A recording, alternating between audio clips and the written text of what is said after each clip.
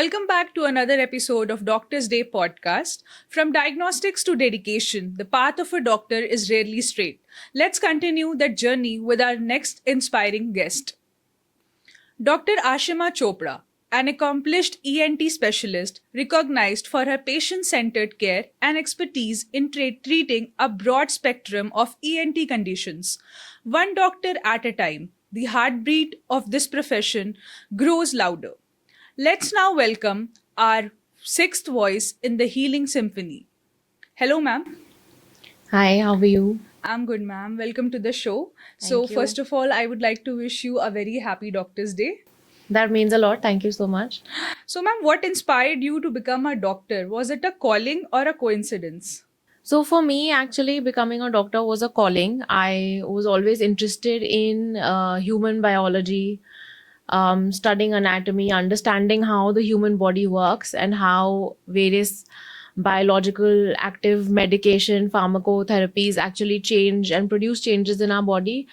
So I think from a very nascent stage in college, I was inclined towards that, and that helped shape my career forward. And in fact, looking back, I'm very glad that it did because I actually enjoy treating people. I take pleasure and I am proud that I'm able to help, be it even one person, but I'm proud that I'm able to help people recover from their illnesses. So, ma'am, since it's Doctor's Day, I would like to ask you what Doctor's Day means to you personally. So, for me, this is a special day. It is important to recognize the people, not just me. There are plenty of doctors working in maybe tiny villages of our country, maybe in top tier cities of our country. It is very important to recognize and express gratitude to their sacrifices that they've made. They've sacrificed their family life. They might be sacrificing their health at a particular time to help save a patient. Obviously, their time, their many years that have spent into honing their craft and learning new surgical skills. It's not easy to have that kind of dedication. So, this is a day to express gratitude to the healers who have made us healthy, made us live a better version of our life, and also enable us to be physically fit and mentally strong. So also for any human being, even it can be either a mental issue that they go through or a physical issue that they go through. Once you recover, I think we have a tendency to be very grateful when we are recovering during from that illness to that particular doctor, and post that we tend to maybe forget. It's not on our priority list. So such days like today just help, maybe send a message out to your doctor. It really makes them also feel special and motivated to help other people as well. So yes, definitely it's a day to thank those special heroes in our life. So, ma'am, how do you balance compassion and clinical objectivity in your practice? So it's a very thin line that we walk on.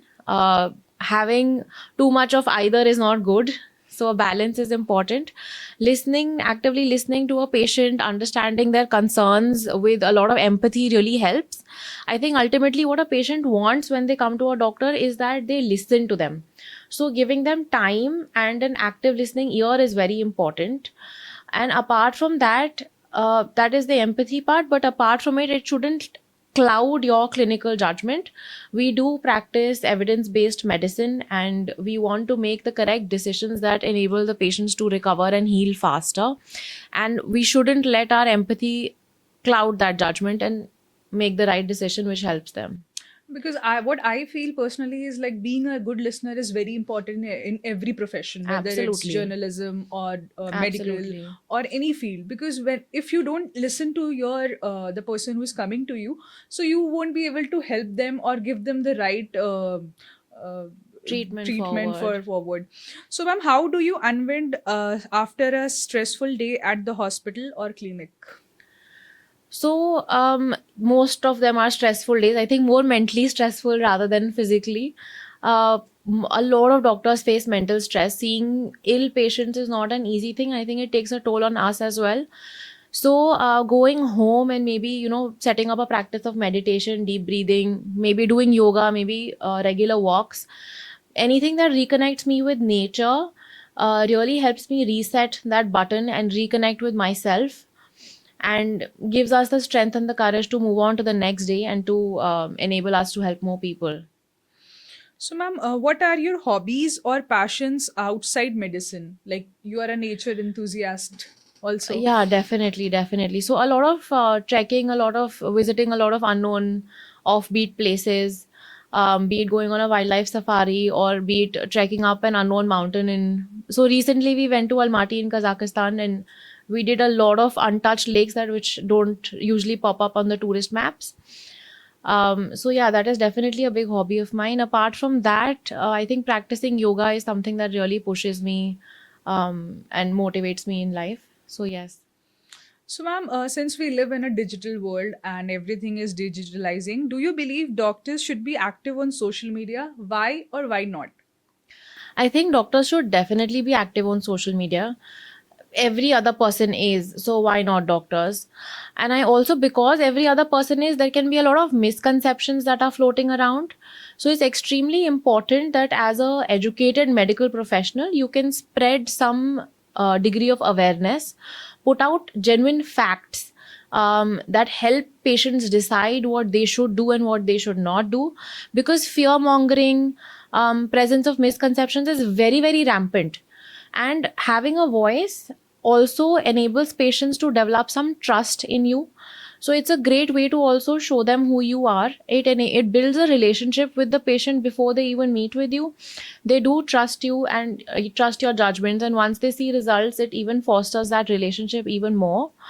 But yes, the first point being that you're putting out awareness for people.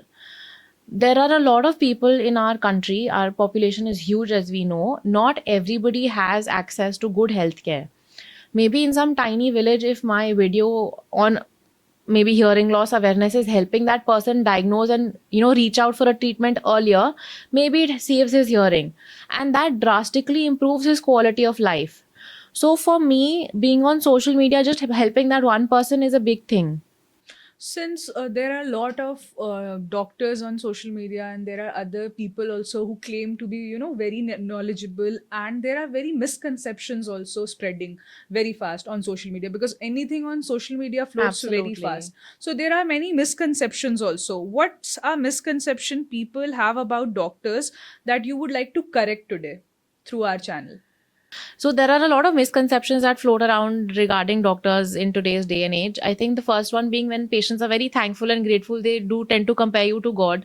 I don't think we are that, and neither are we trying to achieve that. We are only trying to help patients and serve them to the best of our ability. And the brief that was given to us was to help them and to save them. So we do everything that in our clinical experience and knowledge to help the patient achieve an optimum state of health. So for us, that is what takes precedence, and just having the patients recover and be healthy is a reward enough. That being one. Second being that doctors are very healthy. I think as doctors, taking out time for ourselves and our health sometimes takes a backseat in our routine and the demand of our work. So that is something that I would wish and encourage more doctors to focus on Doctors Day today. So, ma'am, since today we are celebrating Doctor's Day, doctor, what's the story behind your stethoscope, the personal journey, the defining moments, and the healing edge that shaped you as a doctor you are today? So, like I already mentioned, in school, I was sort of got attracted towards biology and decided to become a doctor. I did my graduation from Kasturba Medical College, Manipal University in Karnataka, and it was a great 4 years, 4.5 years spent there, which really inculcated the ethics of medical practice in me, I think, along with knowledge, of course. Post that, I finished my post graduation from Delhi in ENT. I was the gold medalist of my batch. And then obviously there's been a lot of memberships of different boards that followed.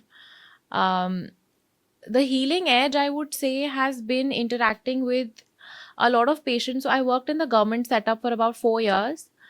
And that really gave me perspective and plenty of experience at that time to interact with patients and to understand the actual struggles that they go through.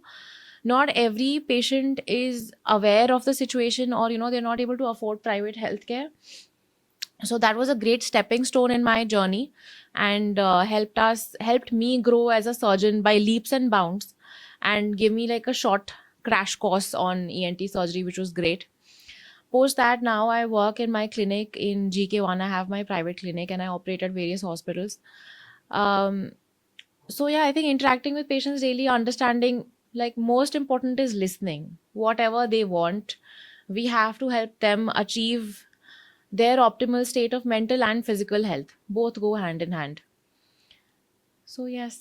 So, just a personal question. Like I don't belong to a medical background. So yeah, I've heard that doctors are, they have to take oath ceremony before they become Yes. doctors. Yes. So how is that, helping you to, get motivated every day for seeing the patients, or remembering that you have taken an oath, you can't say no to a patient.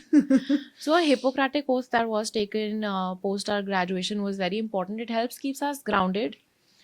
I think for me, it's a very internal drive that keeps me grounded, because I know, and it that probably set the foundation stone of your beliefs and the way that you practice. Also, patients, when they come back to you, and when they are, they've recovered and they come back to you and they say thank you and they express gratitude, I think that's the most humbling feeling for me. And I would like to reconnect to that and maybe just stick to that, and that's what helps me guide further treatments. Thank you, ma'am. Thank you, Dr. Thank you Ashima. so much. So, thank you for sharing your valuable time with us. So, yeah, viewers, keep watching for the next episode. Thank you.